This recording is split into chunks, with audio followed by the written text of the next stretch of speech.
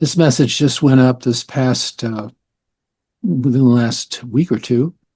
I'll read the whole thing, and you guys stop me if it's too much, but it's quite a message. At the top of each message on the website, I usually put a brief biography taken from Wikipedia, and this one is Charles Robert Redford Jr., August 18th, 1936 to September 16th, 2025. Was an American actor, director, and producer. He was known as a leading man who gained stardom during the American New Wave. Over a career spanning more than 6 decades, he received numerous accolades, including an Academy Award, a British Academy Film Award, 5 Golden Globe Awards, including the Cecil B. DeMille Award in 1994. Redford also received various honors, including the Screen Actors Guild Life Achievement Award, the Academy Honorary Award in 2002, the Kennedy Center Honors in 2005, the Presidential Medal of Freedom in 2016, and the Honorary Caesar in 2019. And that's quite a resume there. Okay, I'll go right into the message here. Well, let me get started by saying how grateful I am to be with someone as talented as Miss Love. I was very skeptical at first. This kind of belief wasn't big on my radar. However, just being in her energy, I am relaxed and feel a calm and guiding presence. As many of you know, I was very much linked to the land in and around Utah and New Mexico. It wasn't only the beauty of the unspoiled land which called me to protect it. It was the lore of the land that has stood for thousands of years. You may also know how much I've honored the indigenous communities, and I've produced programs connected to their world as it is intersected with the white man's world. It always brought me great sadness as to the handling of our indigenous friends, the First People, and how we shredded their world, their economy, their way of believing and celebrating life.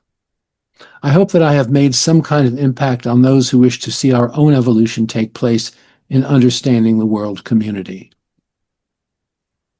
It is fun, really delightful to be in this presence of both worlds, as you would call it. I wonder how my friends and family will take to their dad and friend going all Shirley MacLaine on them. Don't get me wrong, I have had those inner feelings, a knowing that has helped me make my decisions in life, those choices which for the most part worked out quite well. However, the idea of communicating through a medium wasn't on my list. But there are several over here who directed me to Jeanne and said I had to have the experience before I do anything else. So here I am, recently deceased, and speaking through this lovely lady. What do I need to share with you all? I won't give you my social security number or my banking information, that's for sure. But in all honesty, I'm a bit blown away at this whole phenomenon of being able to communicate so easily like this. Did I somehow know this was something I would do? In all actuality, I never thought much about beyond my living years, and was quite surprised that I woke up one day on, as you would say, the other side. I was getting up there in years, that's for sure, but I really wasn't ready to be gone. My life has been amazing with so many opportunities. My life has been full and rich and led me to global experiences, meeting dignitaries and leaders of the world. However, I always loved returning home to my ranch and my family, and never liked being away for too long. Up until the moment I didn't wake up, I was content, happy. There was always more to do, but I wasn't as compelled to do things in the last few years. Those aches and pains and physical things that gnaw at you as your body ages can get pretty annoying. But when I was out on my land with my horses, the renewal was like clockwork. And no, I didn't have a sense that I was leaving. I do remember being very reflective about my life. Does that mean I knew I was about to fly home? I haven't been over long enough to bring any wise words. I was not a guru or a prophet about the meaning of life. I believed in the good of mankind and the need for us to protect our earth because she is the only one we have. I did and do believe that there are many other worlds out there, but my need was more compulsive about where I stood as a human being on this planet. I felt it was a cop-out of sorts to think too much about colonizing another planet or even going to search. I felt we needed to figure it out here before we took ourselves and our toxic behaviors outside of this world just to pollute another planet and population.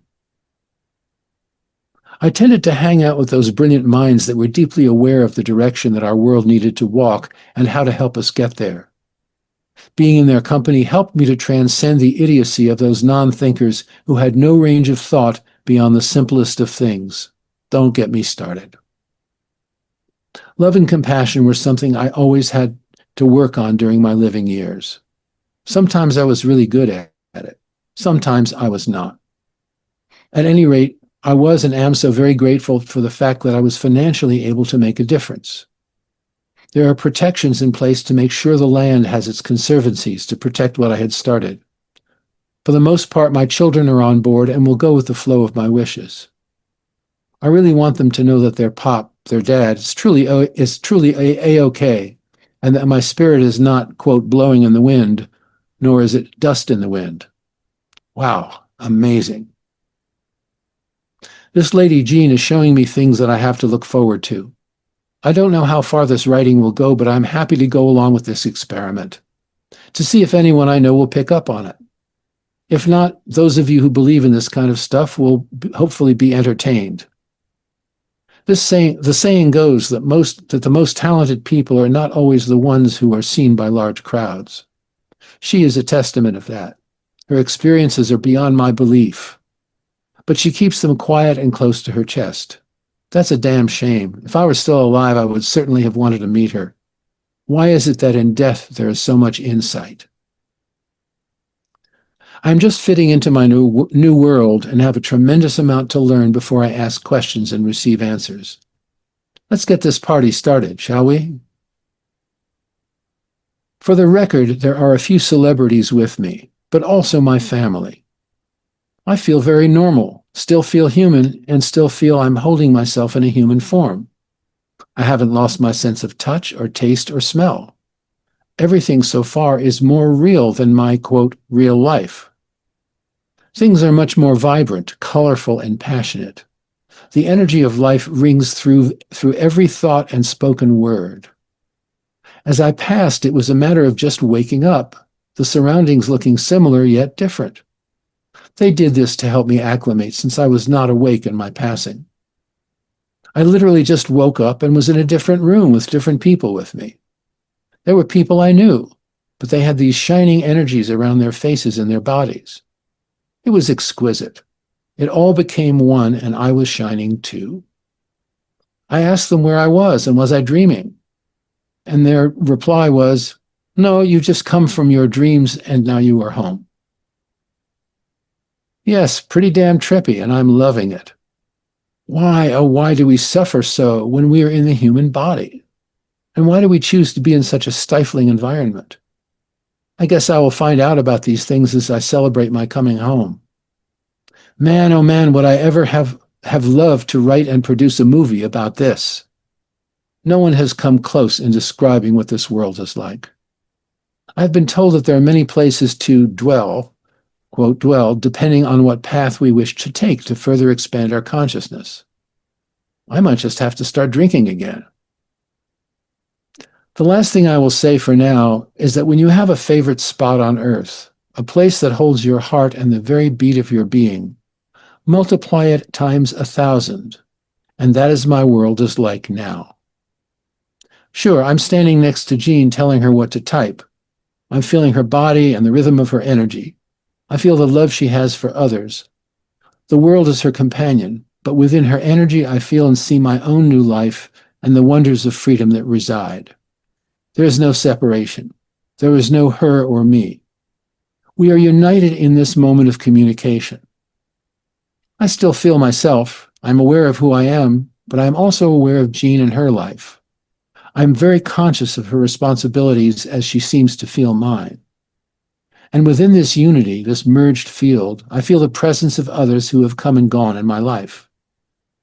I'm in this wonderful new place, but I also have access to my old world. It is somewhat simultaneous, however mind-boggling it may seem. Thank you, Jeanne, for giving me the opportunity to share space with you. Thank you for showing me things. Thank you for being patient with me. Thank you for doing this work. My only message for you, don't be shy or quiet about who you are. Let people know what I just experienced. It does change everything. Help people connect with their roots and understand the world is just one system of opportunity and that there are many more. It seems, I think, that we don't really die. We just wake up in the next room. And there's a note from, that's the end of Redford's channeling, and there's a note from Jeanne at the end here. Jeanne writes, this communication was done very early in Bob's transition. As I have been proofing the writing for spelling errors, I have felt Bob with me wanting to share more of what he has already discovered about his new home. It feels like he's a kid in a candy store and wishes to bring his beloved friends and family members into a new concept of time and the greater reality that is all around us. Perhaps there will be more to come. We will just have to wait and see. Thank you, Bob, for being ever the explorer, looking forward to the next best thing. So that was Robert Redford's message on September 18th of this year. Well, I could just hear him. I heard his voice reading it. It was you, but it was him. I love it when it happens. I just really heard just everything. And it's interesting to hear it from somebody else's reading it versus, me transcribing it. Yeah. Oh, it was a gift to be able to impersonate him. No, I think there's a lot of similarities between you and him, even though it might not seem that way, but your consciousness, you're caring about the environment and the world around you, and yeah, in the right age group, although he was older. But yeah, he definitely is. He was very excited about this afternoon. And people would ask both of Regina and myself, like, well, how do you know that these people are really who they say they are? And she goes back to mediumship again. And it's the nuances, the language, and the track record that she and I both have had with so many others, and people who've known them and said, oh yeah, that's exactly who that is, or that's exactly the way that person was, because they knew them, or they had some experiences with them, and you just feel their energy. You can't, there are spirits that will try to pretend there's somebody they're not. Mm-hmm. But when but the others that just, you can't fake it. You can't create their personal field of energy. And Jeanne, just in reading this long statement of Redford's, the feeling I was getting in sort of participating was a consistency of energy, of tone, and an undertone of modesty that was consistent from the beginning to end. And right. I began to sort of take that in and just try to feel it on another level. And yes, it was my feeling was it was genuine on the part of someone who was really conscious and well-meaning in his life. Well, and you're saying you're taking it in, you really are taking him on. Mm-hmm. Because all he's doing is being present with you. Mm-hmm. And it's so fascinating when we read an autobiography of somebody who's actually written their own autobiography. You can feel the individual's personality in there, more than just their personality. It's like reading between the lines. You really feel them. You can feel them walking in the room, etc. So I think it's fascinating. This week, this week, for 3 days, there were been 2 people hanging around me. I didn't know what they were. I didn't know who they were. I felt like I knew one, but I wasn't sure. And Jeanne and I were in conversation earlier about, discernment and remote viewing and things like that. And I thought, oh, I know who this other person is. It's Russell Targ. And Jeanne says, oh, it's not. It can't be. He's not dead. I said, sure he is. He's standing right in front of me. I can feel him. And he's talking about remote viewing. He's talking about consciousness. He's talking about the work with the government. I can feel him. Jeanne says, no, he's not dead. you can't be. So I was a little pissed off. My ego. Hello, there she is, Sally. She's there. But it's okay. I thought, well, maybe I'm feeling him and he's not dead. Okay. But I thought, okay, I'm going to let this go. Jean's right. And so we really did some clearing and again, clear, clear, clear, discern, discern. And I put it aside and figured, it's just nobody, just my head, my headspace. So I go to bed. That following morning, Frances Vaughn is in my face. Frances Vaughn is a transpersonal psychologist. She's in my face when I woken up, my eyes open, and she says, "It's Charles Tart, Charlie Tart." And I said, "Huh?" I had to go look him up. I'm sorry. Ah. And then, so anyway, they've been with me this week and writing and really getting me used to the energy. So I look forward to hearing more from Charlie. But it's the Regina, you are privileged. Charlie Tart was one of the greats. I knew him personally, and I admired him. Just he kept telling me he knew you, and I said, "Oh yeah, that's just my imagination." Again, questioning everything. I should have called you and asked you if you knew him. But yeah, so it was so funny because he said, "Well, Francis Vaughn and all the gang, all the psychologists and his two mentors and stuff met him there." He was ready, but he said the most important thing was his wife, that he met his wife was there. And that just was so emotional when I'm writing this. And it's fascinating. I think what's really fascinating is that it takes a lifetime to be this close to an individual in the real world, in this world, in the physical world. It takes a lifetime for someone to divulge their heart space.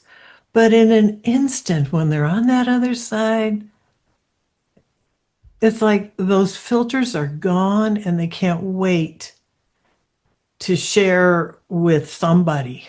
And that's what he's wanted. He just says, "Oh my God, did I waste some time doing certain things?" And he was so excited about all the other things he did do and blah, blah, blah. He has so much more to say. He's so strong in here right now. Oh, wonderful. Please say hello for me. Well, he's going to be talking to you later on. But anyway, it's just, it's funny. I think the thing is, and I have to share this with you, that the experience of each individual, whether it be Robert Redford or George Harrison, John Lennon, or Joe Schmo down the street, the sense of the depth of genuine gratefulness, kindness, and love. And those words are really minimal compared to what it feels like, that they're touching you. I mean, even when the very first time I met Gary's cousin, I think it was, when she came and wanted to just tell me that she batted you on the head at that time. But it was done with such an immense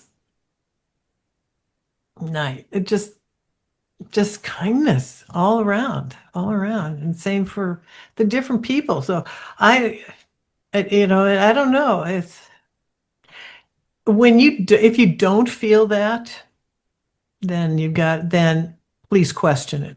If you don't feel this genuine goodness. Yes, Gary. And I just wanted to say, when you told me that was very evidential in a way for me, because that's the kind of way we would joke around. Oh, So thank you, Gary, you're so sweet. And that's how you know it's real. Yeah. Well, this reminds me, Regina, and with great gratitude to you, some few years back, I was going through a difficult time personally, and my phone rings, and it's you saying Francis Vaughn wants to talk to me. And I don't remember it, but I'm glad you do. Right. I do, because the advice she gave me was totally pertinent, lots of personal detail, and I almost felt that she might have been violating the prime directive in a way by telling me as much as she did. But I was totally grateful to her for that, and it set my life on a very healthy course from that point on. So I felt the solidity in myself being able to handle the situation and to give me the right guidance from within, and that turned out to be the case. Well, I'm also grateful for her for a phrase that she used in one of the books that she channeled with Cynthia Spring. And that is, from their point of view, they have what she called the balcony view of human affairs, meaning that they can see the general patterns a certain distance ahead.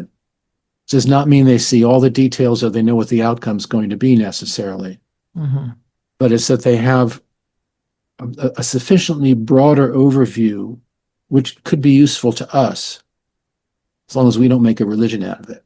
as long as you don't make a religion out of it. Yeah. And we're still responsible for the outcomes that we create.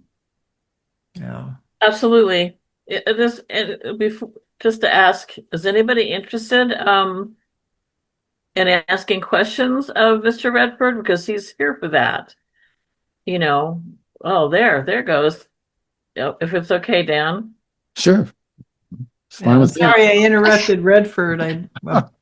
No, that's okay. They're all lying for the front of the line with the teacher. So, yes, Sally.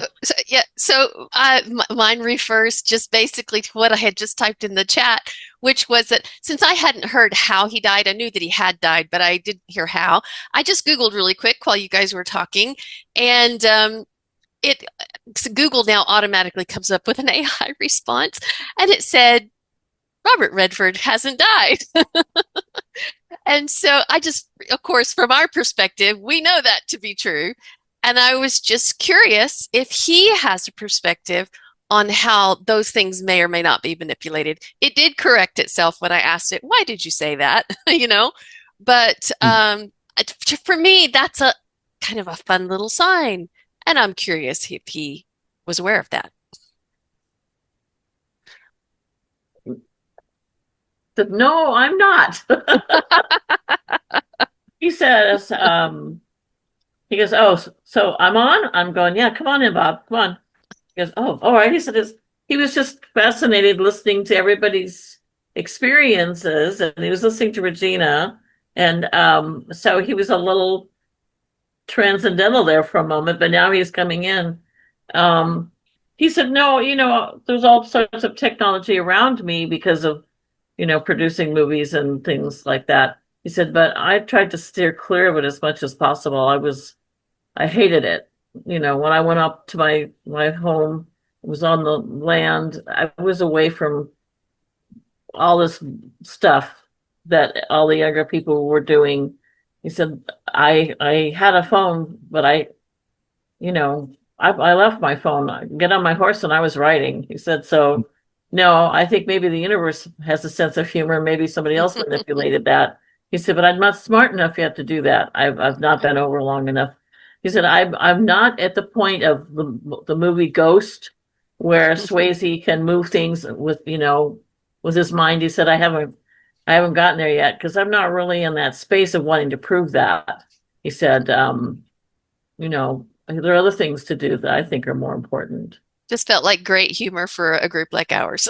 Yeah, really, truthfully, because we really don't die. The body is the only thing that's leaving, for sure. Oh, that's funny. Thank you. Well, he said, I do have a few things to say if nobody has a question.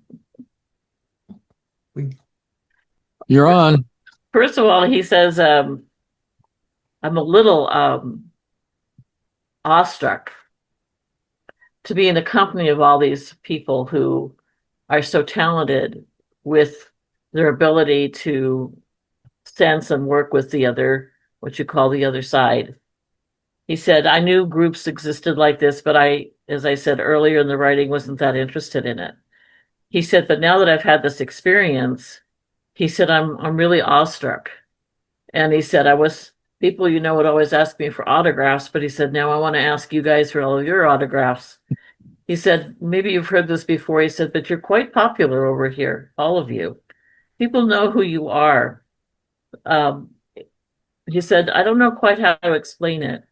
He said, for right now, I still kind of have some kind of importance, but that they've told me that's going to go away really fast because you just become who you are. And he said, but there are many over here who look forward to your work on Global Gathering and all the other groups that do this kind of work because it's really what keeps the world afloat. And he said, yes, I just said that, so I'll say it again. It's really what keeps the world afloat. This connection to the world that is free, as Regina talked about with the heart space, and free of all of the personality issues and personality traits and things that inhibit us in our human form. He said, that isn't where I am. And he said, so that's the biggest thing to have to adapt to, is to be without that structure, which oftentimes promotes indifference or distance or keeps us disengaged and makes me want to ride my horse all the time. So here I am over here, and that's stripped away because the body is a very solid form of containment, and that's gone. So then what are you left with? Well, you're left with everything else, which is consciousness. And all of a sudden you have to adapt to learning how to feel with it, not be overwhelmed by it, what that means, where you go with it, how do you shape it? And he said, I feel like I'm back in school again, but this time I need to pay attention. When I was in college, I really didn't. And that's why my reference to drinking, because I lost my baseball scholarship because I was a little too much of a drinker as a young kid. He said, the one thing I do want to say, because I know Jeanne knows this, and it's nothing that's hidden information, but my mom died when I was young, and one of the things that I couldn't wait for was to see my mom again when I realized if I have consciousness, does my mother still exist? And of course, yes, she does, and so does my dad, and all the other family members. And to be frank with you, it's such a relief that we are not a waste of energy, that we recycle ourselves, that we gain a lot of information, come back and do it again, and or not. And there's such freedom. There's such freedom. And there's no pushing me to go in a certain direction. It's all up to me. And I have all the time that I need to make any decision that I want to make about anything. The freedom is absolutely beyond anything I can explain. And not everybody has that, because not everybody chooses to be free of their chains and their stories. So that's a whole nother thing. But Bob, may I interrupt for just a second? Gary has been trying to talk to you a moment. Ask a question of Bob. Okay. Oh, well, I was waiting for you to finish. I just had my hand up. But all I wanted to say was I actually had the great experience in the 1980s of walking down the street in Mendocino, California, and passing Robert Redford on the street. And I just want to say to him, thanks for the great memories and his great artwork, his movies, his films, and his sincerity in life shines through in the communications that you're bringing through. So that was my only comment, but didn't mean to interrupt. Oh no, he said that's fine. He said I might feel like I have a little senility over here because it takes a little bit more to bring our thought structures through, and he says Jeanne makes it easy, but the only thing else he said, I feel like I'm rambling here. It's just that I'm so excited about the possibilities. He said, I'm not going to do much more writing until I have something sensible to say. because there's a lot more people over here that know a lot more than I do.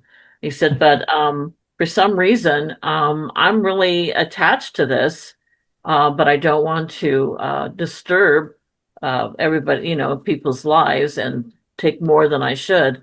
But I have been told that we are a group, and that's one of the reasons why John brought me here, JD, John Denver, is because he wanted me to be a part of the group. And if I can continue learning and sharing what I learn, if that helps anybody, I'm very happy to do it. But I really want you all to know how grateful I am that you are all present and are doing such wonderful work, because from here, there's nothing more important.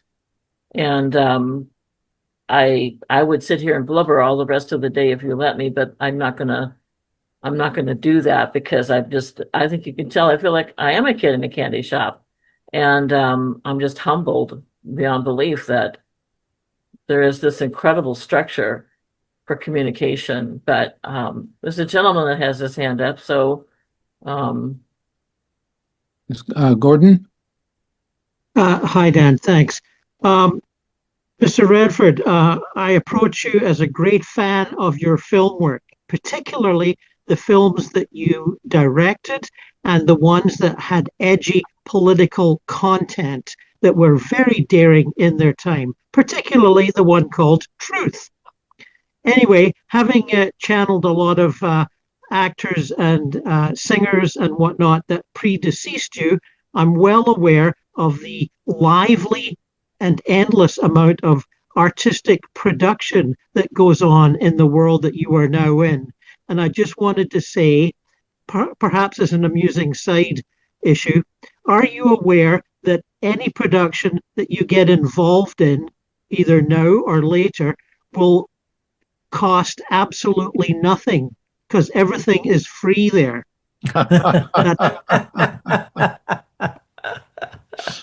yes, he says, yes, he says. Lovely, lovely. I had the ability. I didn't get everything made that I wanted to get made, but fortunately, and I had to fight for some films, like Truth and some others.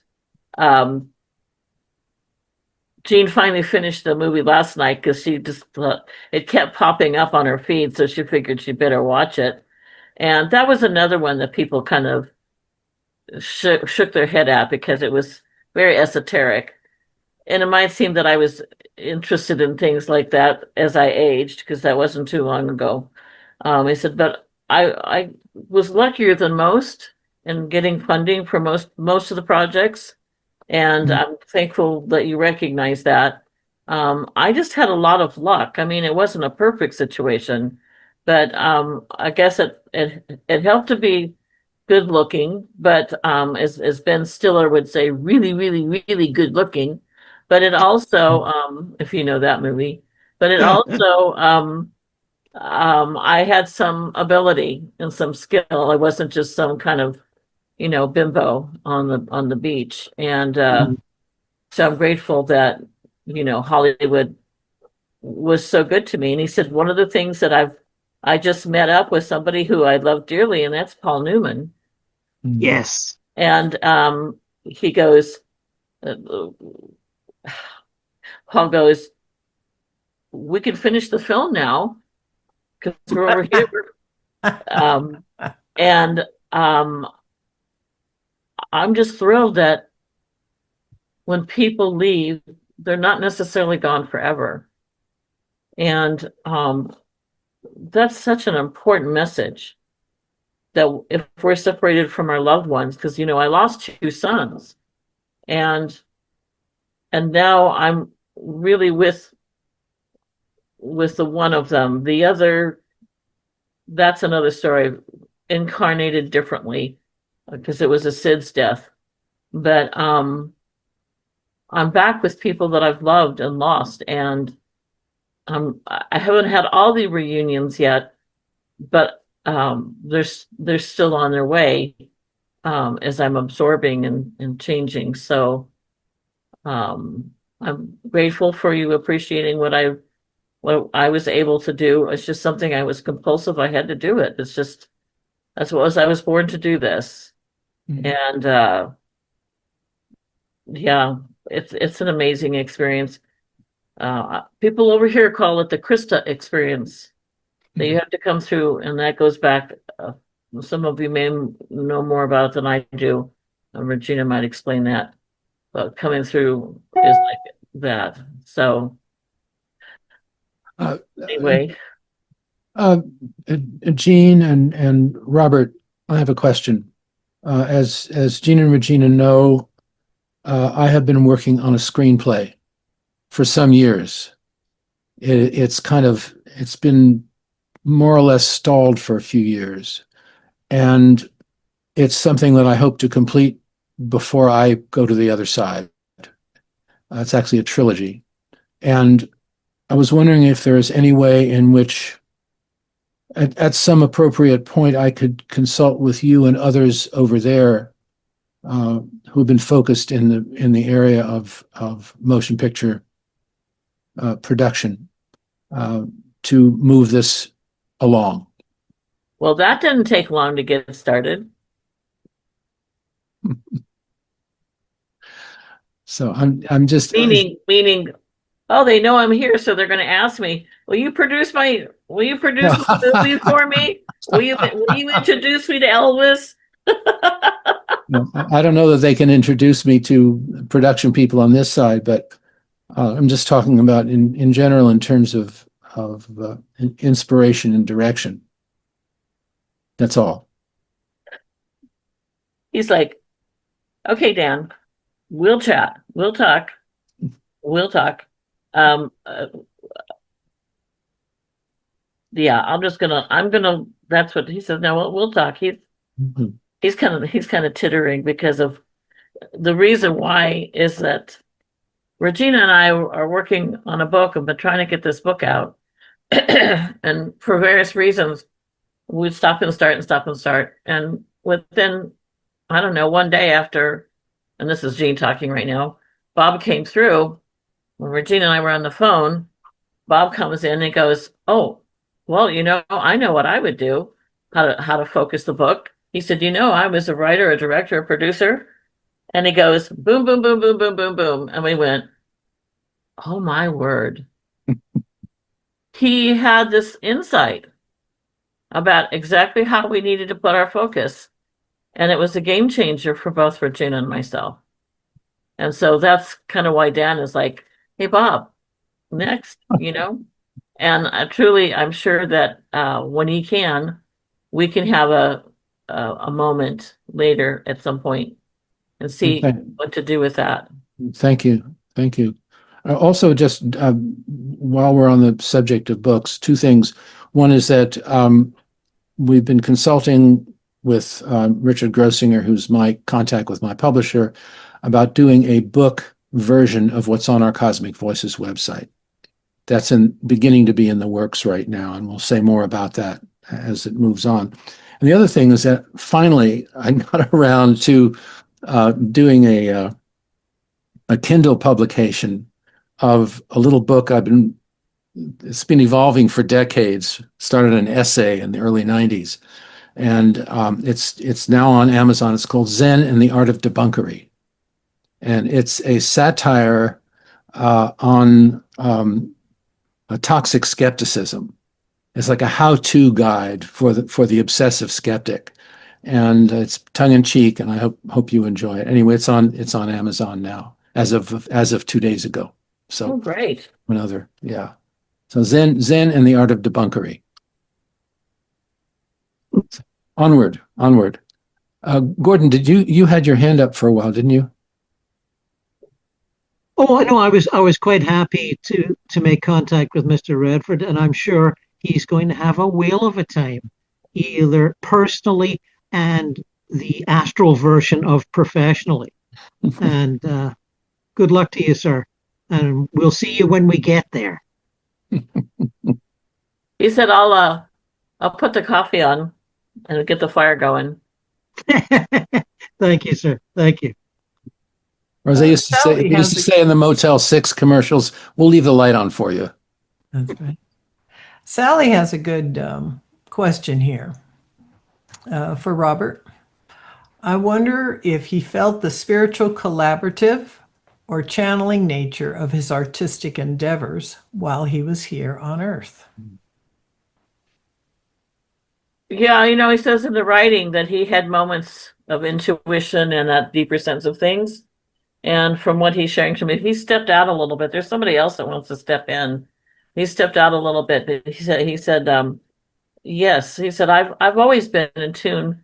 I'm in tune with nature. I love nature. I love the animals. I loved all of that. So if you want to look at that as another sense that I was using, a sixth sense or whatever you want to call it, he said very much so. And that's why I had to get out of Los Angeles. I was born and raised there, but I didn't want to live there because it was just too, he says, Regina, you understand, you live in the middle of nowhere and still they find you, but he says yes, this very much aware of different things, and that's what would push me with certain of my own independent projects because I felt that push to get it done, regardless of what the outer commercial world was saying at the time. And that was that intuition. I can't say that I was channeling anything, but certainly there was an intuition.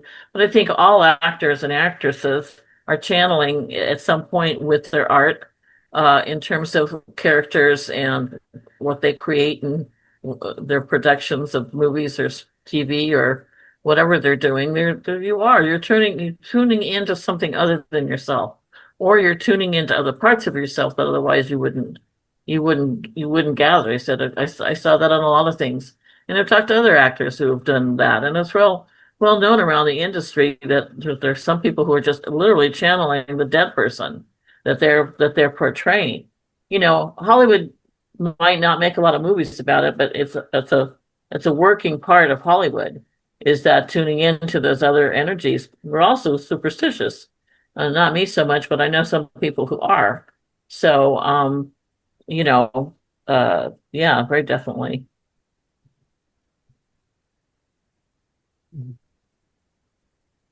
Who is this other person?